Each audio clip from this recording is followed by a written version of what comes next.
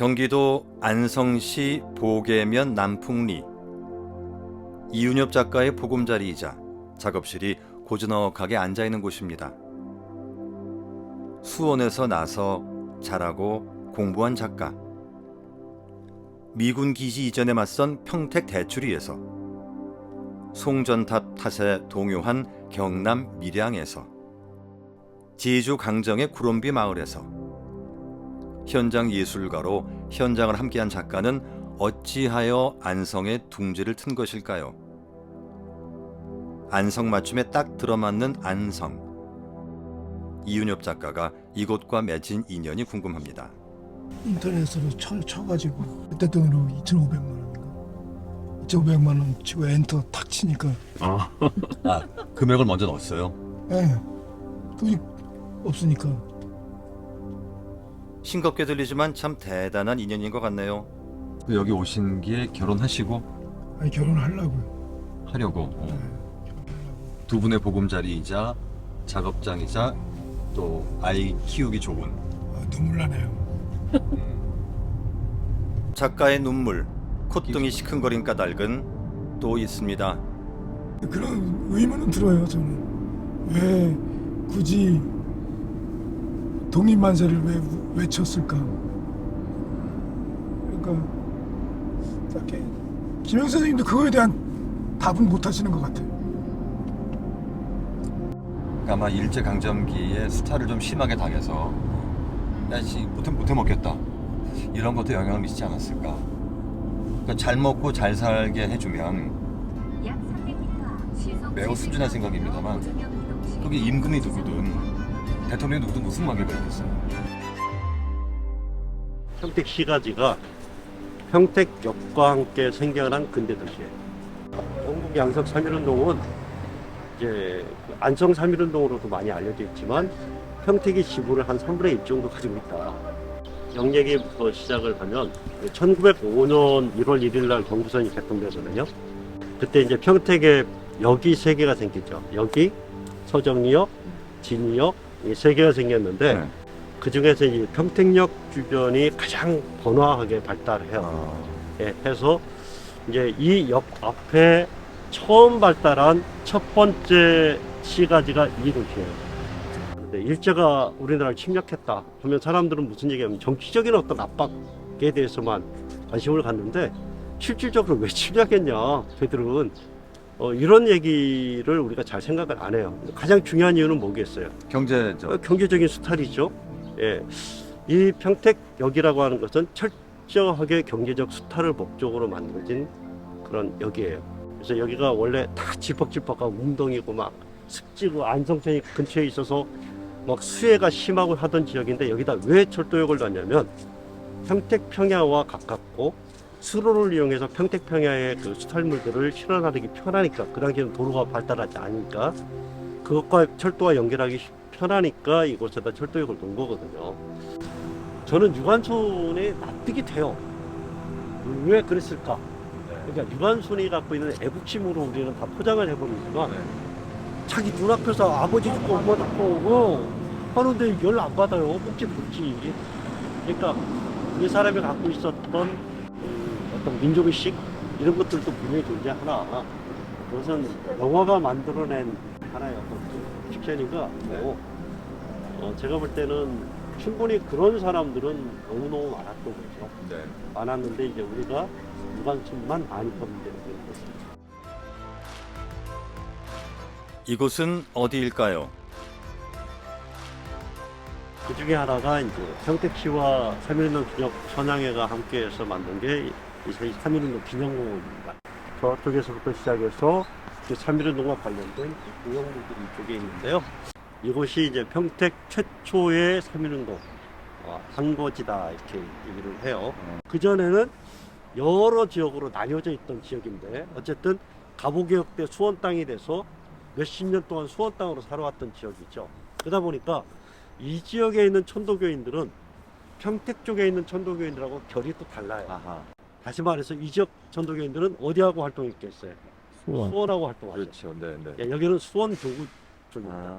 예, 수원 교구 라인이었어요. 그래서 수원 교구 소속의 천도교 공동체가 마을마다 곳곳에 있었다. 그 중심 인물이 누구냐? 이 윤노라는 사람이었다. 예, 이쪽 서평택의 가장 대표적인 가문이 한평 이씨 가문인데 네. 한평 이씨의 종손이에요, 이분이. 근데 천도교를 받아들였어요. 되게 받아들인 시기가 한 1870년대 후반 정도 되는데 굉장히 열정적으로 천도교를 믿게 됐고, 이분이 주로 수원교구를 중심으로 활동을 많이 해요. 그래서 수원교구의 책임자까지 합니다. 이 사람이 책임자까지 하게 됐고, 이 사람의 아들은 3.1운동 당시 보성전문학교를 다니는데 이병헌이라는 사람인데, 네네. 이 양반이 3.1운동 당시에는 뭘 내냐면 손병희 선생의 비서로 태화관의 그 만세운동할 때 네네. 독립선언식을 할 때 그 자리에 있었던 거예요. 그 자리에 있었던 거예요. 네. 그런 관계 때문에 이적은 천도교가 지향하는 그런 어떤 지향점을 아주 빠른 속도로 받아들일 수밖에 없는 구조적인 어떤 특징을 갖고 있었다. 자, 그러다 보니까 만세운동이 여기서 가장 먼저 일어날 수밖에 없는 조건이었다라는 말씀을 좀 드리고 싶고요. 이 개두봉에서 만세를 부른 거죠. 그래서 최초의 만세운동지가 바로 이곳이었고, 네. 농촌 지역으로 내려오면서 이 주체가 민중들이다 보니까 네네. 이분들은 기록을 남기지 않죠. 그렇죠. 네. 예, 기억만 가지고 있고 네, 네. 경험만 가지고 있는데 그와 같은 것들을 누군가가 돌아가시기 전에 기록으로 남길 필요가 있었는데 그런 것들이 제대로 안 되다 보니까 아무래도 좀 어려움이 좀 있습니다. 남겨진 기록은 없어도 산천은 변함없습니다. 천덕산이나 산이거든요. 산이고 이쪽은 양성면, 이쪽이 원곡면인데 원곡면과 양성면은 불과 1914년, 그러니까 1919년이 아니라 14년까지만 해도 여기는 양성군이었어요. 그러니까 안성이 아니야. 양성군이었어요. 그리고 양성군의 중심이 양성면이었어. 그러니까 이 사람들은 정서적으로 어디가 중심이에요? 아까 우리가 진위면으로 가잖아. 중심이 양성이 중심인 거죠. 근데 만세는 누가 불렀냐면 원곡 사람들이 불렀어. 예, 불렀는데 부르다가 야 면장 나오라 그래. 면장도 만세 시켰어. 그래놓고서 그 다음에 뭐 했겠어요? 야 가자 어디? 면사무소로 애나 군청으로 군청 가려면 어디로 가야 돼? 이 고개 넘어가야 되잖아. 성은 고개를 넘어가야 되죠. 근데 이 꼭대기에 올라가니까 이제 마음의 준비를 해야 될 거 아니야. 야 마음의 준비하고 야 횃불 다시 하고 하니까 사람들이 거기 가면은 뭐가 있어요? 파출소가 있잖아.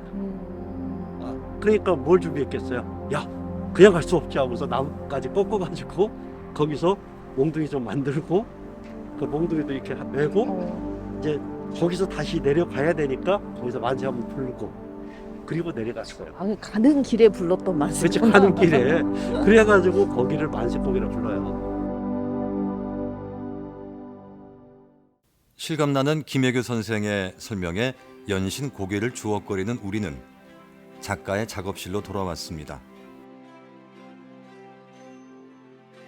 미닫이 문을 열고 들어서니 그간 그리고 여전히 작업 중인 열매들이 단출한 조명을 받으며 반겨줍니다. 한편에는 온갖 작업 도구들이 무질서한 듯하지만 정연하게 널려 있네요. 공룡에 올라탄 둘은 누굴까요? 어허, 이 어르신은 또 뉘신지요? 날아오르는 고래를 새기려 나무를 파낸 조각칼,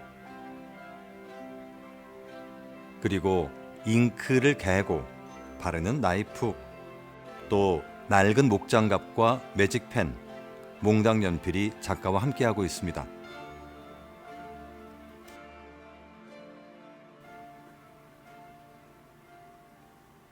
익숙한 칼질 한 번, 또 한 번에 만세운동의 주인공 민초들이 하나씩 살아납니다.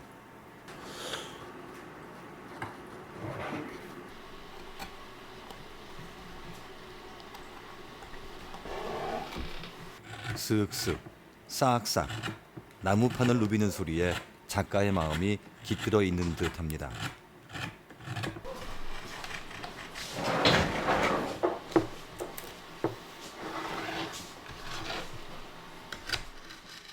칼질 한 번에 두루마기 섭해 자락이 또렷해지는군요.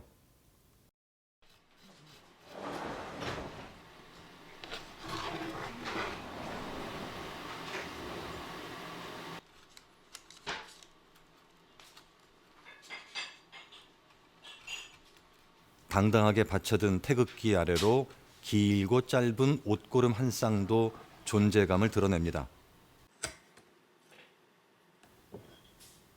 작업할 때면 형형하게 빛나는 작가의 눈.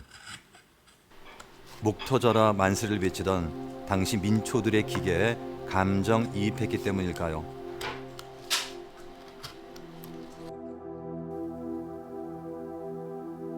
목판을 훑어보는 눈빛이 예사롭지 않습니다.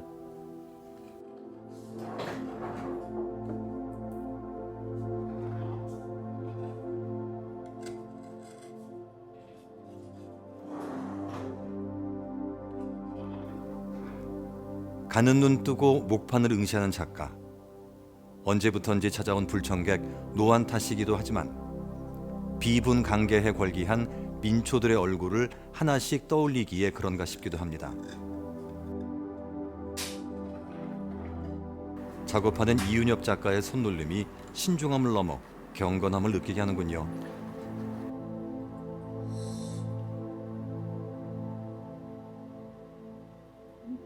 일단 처음이에요. 이렇게 내가 지금 있는 내 자리에서에 있는 그런 어떤 노동자 투쟁이라든가 이런 거 말고, 예? 과거로 가서 또 우리의 역사에 대한 걸 하는 게 처음이에요. 우리 현동면 갔을 때 그 조형물 있었잖아요. 그거 하면서 만든 그 영상물 하나 있어요.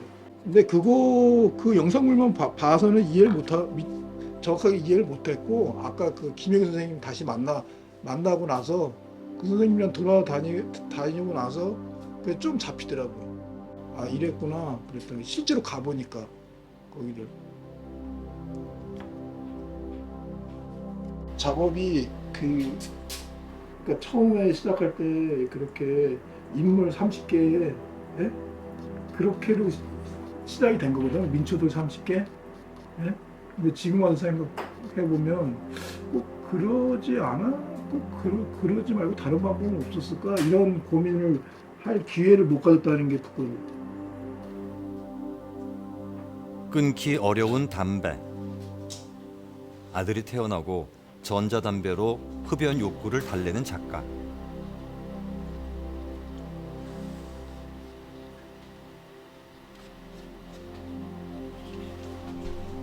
벽면 자석에 붙여놓은 철제 연모들이 그런 작가의 손길을 기다리고 있습니다.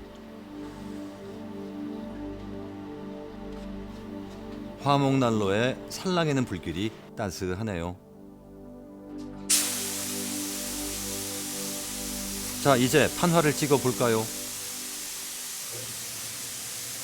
물을 뿜어 종이를 촉촉하게. 나뭇결에 밴 잉크를 오롯하게 받을 수 있게 하는 밑작업이랍니다. 정성스레 깎고 파낸 나무판을 크고 작은 소울로 정갈하고 매끈하게 다듬어 줍니다. 아, 작가의 숨결도 빠질 수가 없군요. 마르지 않게 꼭꼭 돌려 닫아 놓은 잉크통을 열어서 공기에 숨을 불어넣고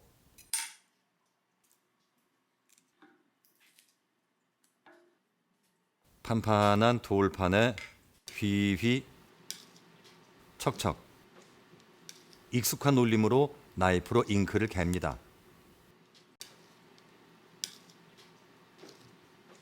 선명한 작업을 위해서 안경 닦는 일도 소홀히 할 수 없지요. 이제 롤러로 꼼꼼하게 칠을 하고 얼굴과 저고리, 태극기와 두루마기에 어루만지듯 발라줍니다.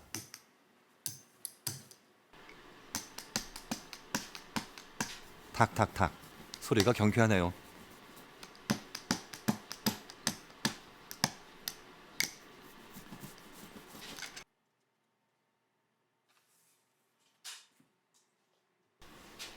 미리 준비해 놓은 안성맞춤하게 촉촉한 종이를 얹고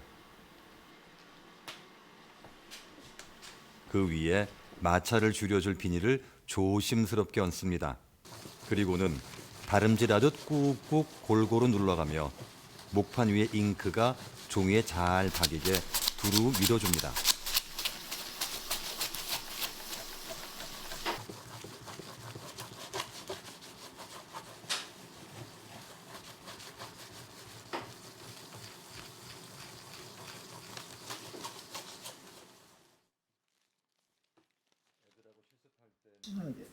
오, 숟가락의 또 다른 쓰임.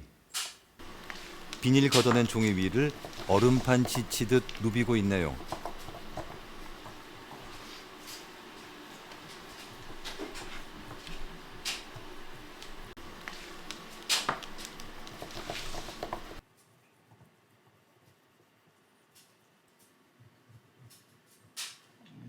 어려운 부탁에 형상이 드러납니다.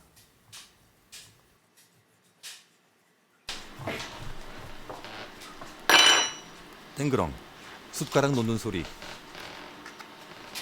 작가의 분신인 양 선명하게 드러나는 민초의 형상. 아, 그날의 함성이 들리는 것 같습니다. 연필로 쓱쓱 작품명을 쓰고 도장을 찍으면 마무리.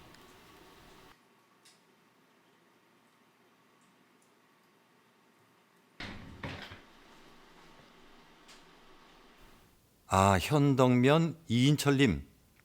이렇게 또 한 분의 독립투사가 되살아납니다.